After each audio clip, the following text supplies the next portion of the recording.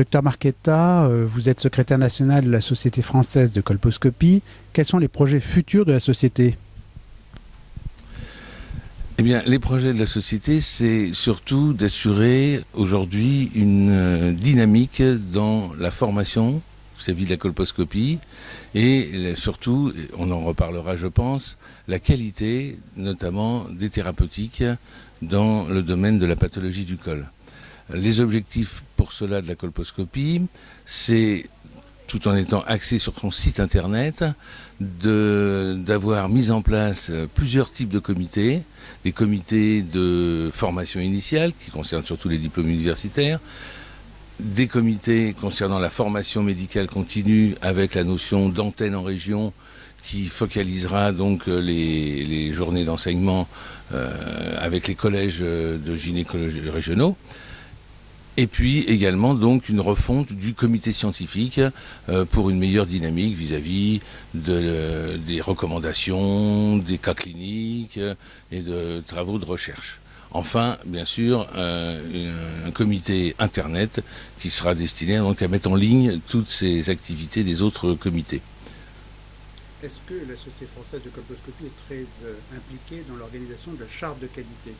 Alors absolument, justement, on voudrait, au niveau de la Société française de colposcopie, être un des plus forts vecteurs de diffusion de cette charte de qualité. Et à l'occasion de nos participations, notamment dans les congrès des collèges, nous insistons toujours pour présenter une incitation à l'adhésion de cette démarche de qualité. En quoi consiste-t-elle ? Alors cette démarche de qualité va se faire en plusieurs temps. La première, les gynécologues intéressés par une activité en pathologie du col peuvent faire une adhésion volontaire à cette charte de qualité qui va leur être délivrée à partir du moment où ils se sentent impliqués dans cette démarche qualité. Et puis, en début de l'année 2013, il sera demandé un certain nombre de critères qui ne sont pas excessifs, qui sont du genre avez-vous fait 50 colposcopies par an, avez-vous participé à des soirées et des journées de formation qui sont à raison d'une journée et demie par an, ce qui est donc facilement effectué par un colposcopiste motivé.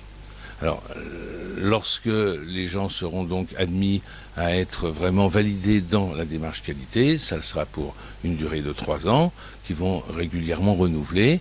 Et l'impact de cette démarche de qualité va être inscrite sur le site internet de la Société française de colposcopie à partir d'une carte de géographie qui permettra pour chaque département de citer quels sont les gens qui justement sont des colposcopistes. C'est accessible au grand public.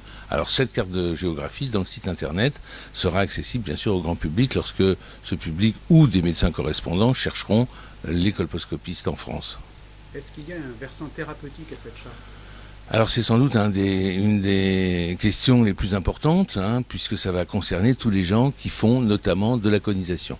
L'objectif de la charte, c'est que cette démarche qualité soit absolument assurée par les opérateurs. Tout d'abord parce qu'on estime qu'un opérateur doit avoir auparavant validé le volet diagnostic, car ne pas avoir validé le diagnostic avant la thérapeutique, c'est un peu obscurantiste et ça laisse les gens opérer dans les conditions qu'ils souhaitent sans avoir fait cette démarche. Donc l'objectif à terme, c'est surtout d'éviter à ce que des opérateurs ne soient pas fortement impliqués dans la qualité de la démarche colposcopique. Merci beaucoup. Merci à vous.